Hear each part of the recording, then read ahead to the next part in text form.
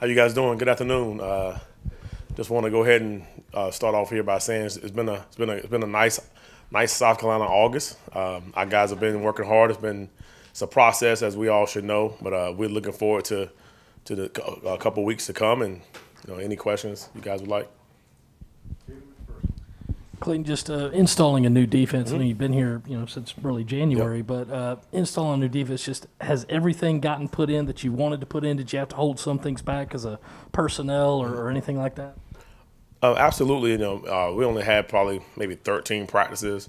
Each day, you put in. Coach Beamer does a great job of introducing situations to our guys. We've hit every single situation. Obviously, every play is not in, but most importantly, all of our packages are in, and we've touched and gotten deep into each one. And most importantly, we're just trying right now to teach our guys the situation when we're going to use these calls and what part of the game and what the style that we're going to play with each one. Are we going to be aggressive here? Are we going to be conservative here? Just that's been the ultimate thing, is just teaching the guys just the football IQ things. Clayton, in terms of, it seems like we've heard that y'all's defense has been able to force a bunch of turnovers through camp so far. Just in terms of that, like, what goes into forcing turnovers? I know some of it relies on, maybe an offense making a mistake here or there, but what can you guys do on your end of things to make things more difficult, to create those turnovers and to put you guys in situations to be able to make those plays? Yep, it really starts with the head football coach, Coach Beamer. He kind of sets the tone on the just the overall football team of protecting the ball and getting the ball on defense. And he shows all the stats of the teams, that the top 15 teams in the country who led the country in turnovers. So our guys, they hear it a lot. And throughout the summer, we spent 2 days a week doing turnover tackling, turnover drills, just trying to keep it ingrained and punch the ball when you have opportunities. Obviously, turnovers at practice are good and bad for the program. But obviously, our guys are just harping on it, and we're just taking it one play, one day at a time. And some days, like today, we didn't have any. I don't think, but for the most part, I think it's making us better as a football team. It's just a thing how to develop a football team, and I think Coach Beamer's doing a great job of that. Who's in charge on field of play calling and being sure everybody on the field player wise gets the plays and knows what's happening? You mean in regards to just signaling the plays in? And Who's your on field communicator? I got you. On the field communicator, obviously, we kind of get things in multiple ways, but on the field up front, it's going to be probably one of the two defensive tackles kind of gets it going how we want to set the strength of our defense, where we want to put certain guys. Then our linebackers related call, and our linebackers, one communicate with the D-line and one communicates with the defensive backfield. And then on the back end, the safeties are just like the quarterbacks on most teams, and they're the most they communicate the most. And so you really got like a 3-level thing, and they all got to kind of click together, So it's not like the NFL. We don't have the little headset, so one guy that can't do all the talking. But I like how it's going right now for us in regards to that part. The guys just got to continue to get better. Yeah. I was going to ask, how did that operation go in the scrimmage? Were there any kind of mess ups? I think we was fine for the most part. I think there was one time I wanted to get one personnel group on the field, and we was able to get it. But I think I've been pleased with the operation aspect. We have some guys who, as far as coaches, two guys have been in the system. One guy has, two guys have not, and I think our guys are gelling together on that part as far as the operation aspect. Yeah, and just from a starting 11 standpoint, is there anybody who's kind of stood out to you in terms of a leadership role, being able to rally the guys on defense after a bad play or good play or what have you? Well, the main guys, obviously the bigger guys are the ones that kind of stand out the most. But to me, Aaron Sterling has been a guy that people kind of forget about. Well, I don't, because I see him every single day. We kind of call him, he's like the heart and soul of the front, really. To me, after going through a grinding camp, I think he's taking every single rep. He's been there every single time. He's just got that old man about him. And, if I'm a teammate, I'm listening to him, He's one of those guys that as Coach Peterson would say, if you was packing somebody to go take care of some business, he'd be one of the first ones you pack. So I think Aaron Sterling is the guy, to me, has shown that consistent leadership every single day, even when it's tough. Because we've had some hot days here, and he just doesn't fold, and he always rises to the occasion. Proud of him.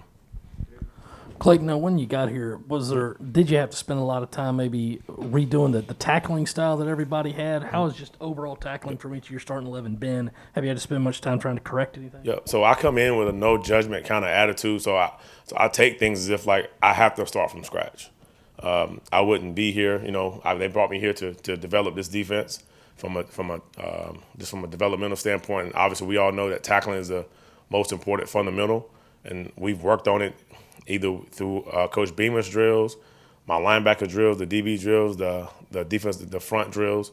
But all summer we tackled twice a week, like literally trying to hit the biggest bag you can possibly find, wrap and squeeze, run your feet, drive it back. That's been our mindset. But I would say tackling and turnovers are the two things that can give you an opportunity to be in every game on Saturday. The ultimate goal is that when the road gets tough, we want to be in the thick of things. With Cam being out, Cam Smith being out at the start, and Prunty leaving, how challenging has it been to get things in order at cornerback, and how do you feel things have gone so far? Obviously, Cam's a great player, and obviously we all wish Prunty well. Those are two good guys that obviously that we're missing, and I know it's been a process. I think guys have not flinched. Obviously, we had to go a little deeper to make sure we develop some other guys and make sure that we are putting the right guys on the field that's going to give the Gamecocks the best opportunity to go out and play great defense and win football games on Saturday. Guys have stepped up, and Darius Rush, Marcellus Dial, those guys have completely stepped up. Some younger guys, like D-Block. I can't think of his real name right now, but I've been calling him D-Block all summer, so that's all I can think about. You have OD, who've been yelling at him all summer, but those guys are developing. I think that's the most important part, is they understanding the process. They're taking the coaching from Coach Gray and myself, and just understand that we're going to need everyone. We're going to need everyone to step up. We need everyone to come to the party ready to go. And at safety, how do you feel like that's looked? It seems like RJ and Jalen get praised a pretty good amount. Yep. We're trying to build that room. We're trying to build that room with some depth. RJ and Jalen's been out there every single snap. We got Tyrese Ross, who's back, who was out the first 5 or 6 days, and we're trying to just find some more guys to step in and to get back there and roam around and make plays and have fun and show why they are Gamecock. Yeah, Clayton, it's a kind of piggyback off of Hale's question. When you have that kind of movement in a certain position group during fall camp, how much tougher does it make it to really sort of solidify, your starting 5 defensive backs? Mm-hmm. Yeah, it makes it tough. But the way we approach every single day through Coach Beamer's philosophy is that we're not going to stop. We can't slow down. So the next guy has to step up and develop. The next, we got to coach the next person. But I think guys, no one's, everybody's, trying their best to get back as fast as they can. And no one's, sitting out on little baby injuries. And guys are, if they're out for a reason. And I think guys really want to get involved. And you don't want to miss 2 or 3 days and install with us and how we kind of install. We install not just plays, we install situations. We install the reason and the why we want to make these phone calls. I mean, not phone calls, but these defensive calls. And just so the guys can see themselves on the field making the play. So if you miss 2 days here, you missed a ton. You miss it feel like 4 days. So, but that's the pressure we're trying to put during training camp. Keyword is training. So we're not just in here just drawing X's and O's on the boards and drawing circles and drawing lines. We're trying to train these guys to get ready for the big time Saturdays. Do you feel like you're settled at linebacker in terms of a rotation there? That position has been kind of the quiet position. Yeah. Those guys have been really grinding. I've been on them hard. I told them a couple of times, like, hey, you guys are the ones that no one's really talking about, but I think that's good. That's always good until, when we show up to the party on Saturday, then they're going to realize that those guys have been working. I love the way they're working. They come every meeting. Everybody's on time. I think everybody came to every single meeting on time early.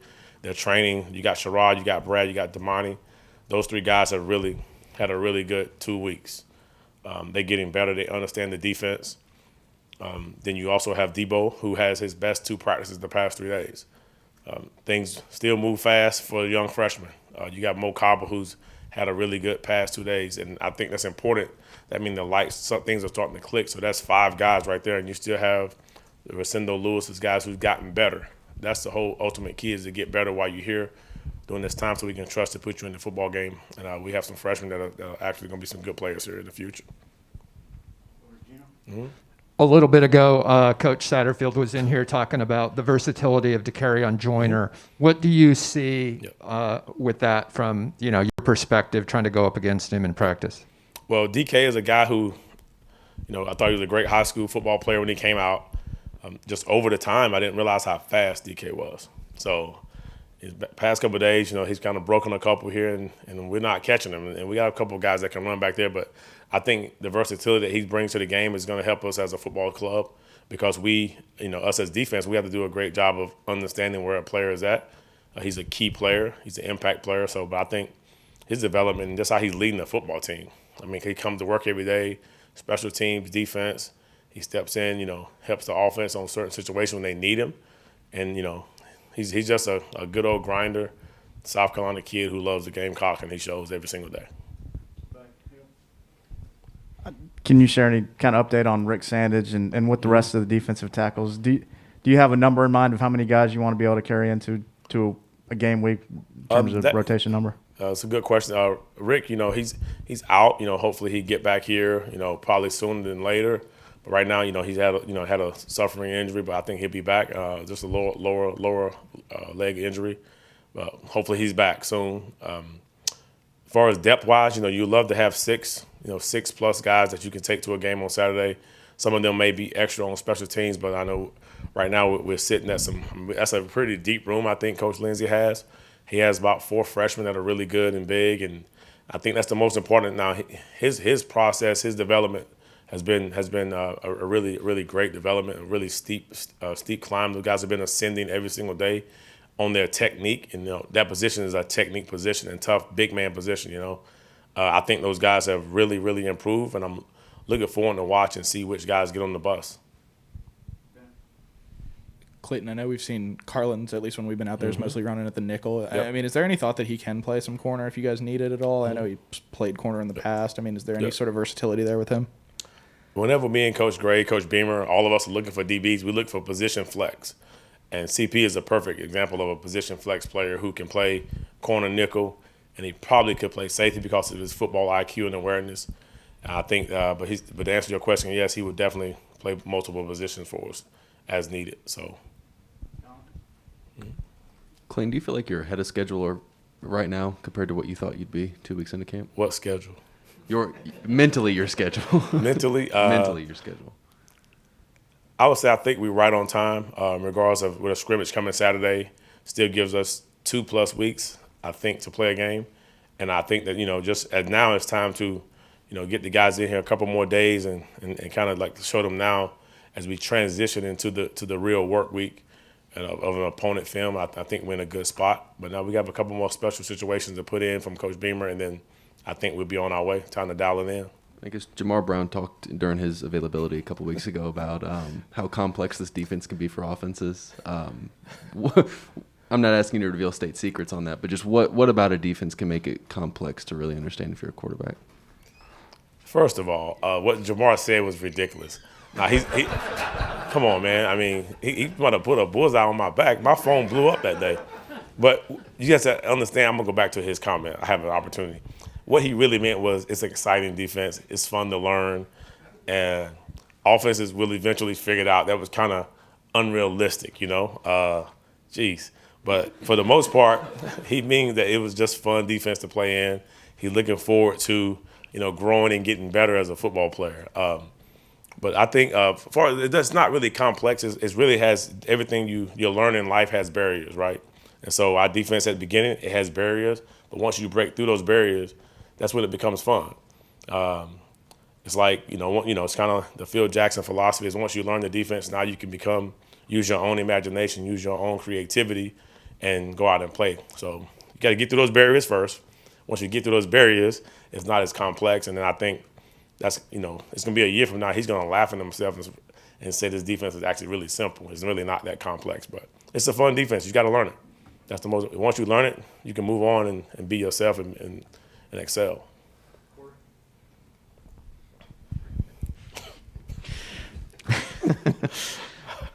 Clayton, as a defensive coordinator from scrimmage 1 to scrimmage 2 in fall camp, where are the areas that you want to see the biggest leaps in?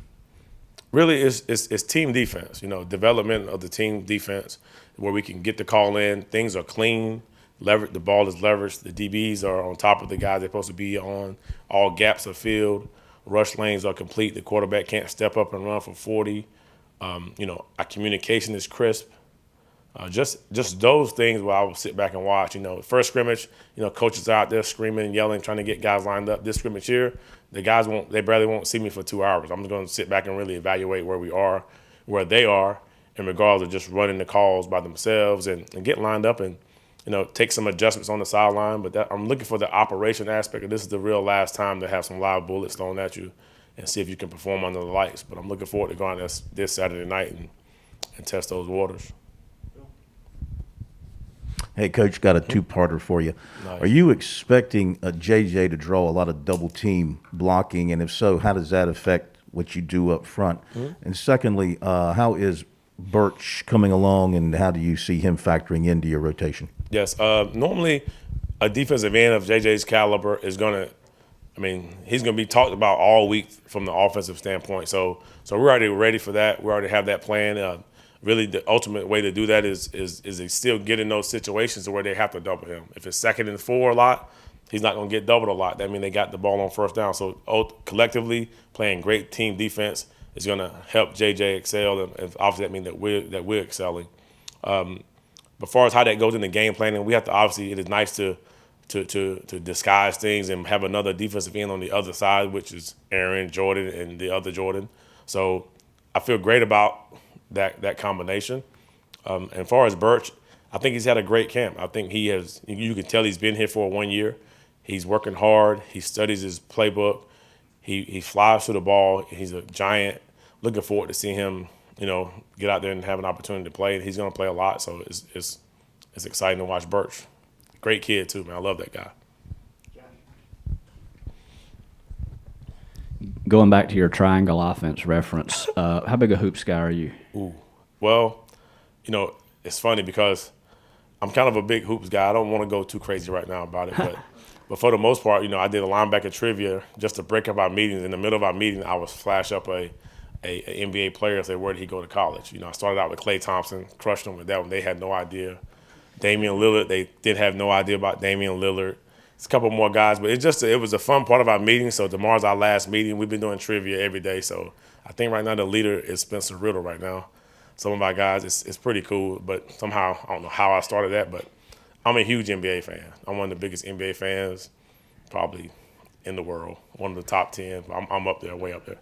Are there any fundamental rules that transfer in terms of the way that you defend things? Not particularly. Not strategically or whatever, but mentally, yes. Like I said, I do think there's a double team. We double team people. We play zone. Obviously, I haven't used a lot of basketball reference as far as on the field, except when you're playing corner. To me, guarding a point guard, if you're trying to stay in front of Allen Iverson, you have to play cornerback. It's the same exact footwork, the same exact space. So I can relate that, and those are the kind of things that you can relate to football, as far as just defensive wise, but not schematically. Clayton, we've heard a ton about Marcellus, stepping into a big role quickly. Just what is it about him that's allowed him to do that? Obviously he's played JUCO ball for a couple of years and has that experience, but why has he been able to kind of step in and adjust quickly?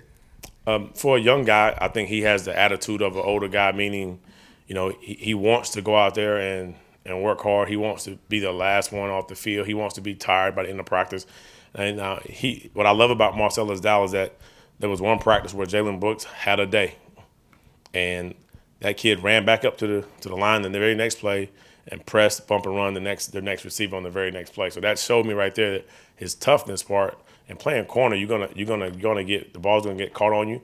You have to have that next play mentality, and I think that's in him as a man. So that's a good trait to be a corner. He's gonna be a good one. But like I said, I never forget that day he got beat by Jalen, sprint back to the line of scrimmage, press, bump and run the next player. So that's just a great mindset to have out there on that island. how would you analyze the talent show last night, and who delivered the best performances? The quarterback, Colton, is Colton. He was the only one that had any talent. So him, and actually King Ford sounded pretty good on the microphone. He had a little rap show. I didn't know if he was freestyling. I didn't know if that was one of those new young rappers. So I don't know those guys' names. Little something, but King Ford did a really good job. But I think Colton, the quarterback, legitimately has talent. He played the guitar and he was doing it to a hip hop beat. It was pretty cool. I kind of want to hear the rest of it, to be honest with you, but by far the most talented one. Clayton, I'm going to try not to get anyone else in trouble today with their comments. Wanted to ask about Jordan Strawn a little bit. How have you seen him maybe progress, and how has that extra weight he added either impacted him in a good or positive way? I think it's impacted him in a very positive way because, these linemen in this league are a little bit bigger than where he just come from. So I think it's going to hold up in the run game a little bit more. He's flashed. He's shown up. I think that the most important thing with Jordan Strawn is just to continue to take reps. Every rep counts. Every walkthrough counts. Every meeting counts. And I think he's kind of grown to that and gotten better every single day. I think that's the most important thing. He has an opportunity to improve and play behind some great guys and an opportunity to go help the Gamecocks. I think he's excited about that. MJ or LeBron? Come on, man. How many? Man, Okay, well, I know the answer then. So how much have you had to argue with your players about that? Zero. I'm not letting us have that conversation.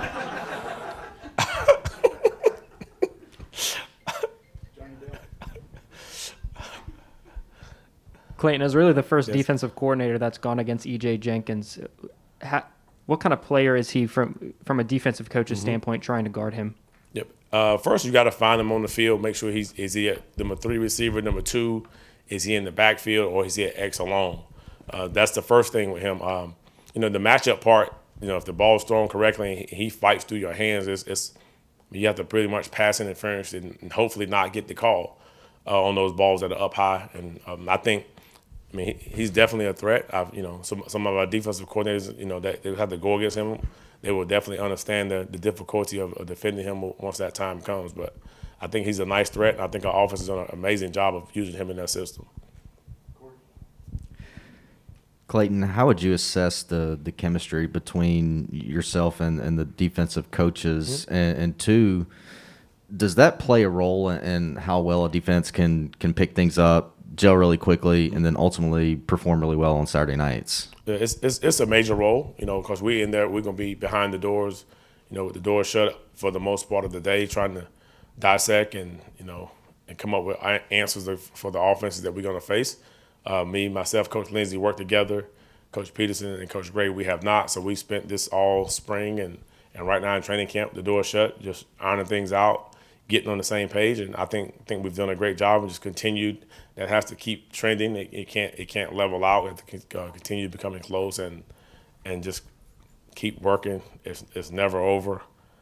You guys will hear me say that throughout the season, that the hay is never in the barn, and not until 0-0 we coach until the end of the game. So I'm excited about that.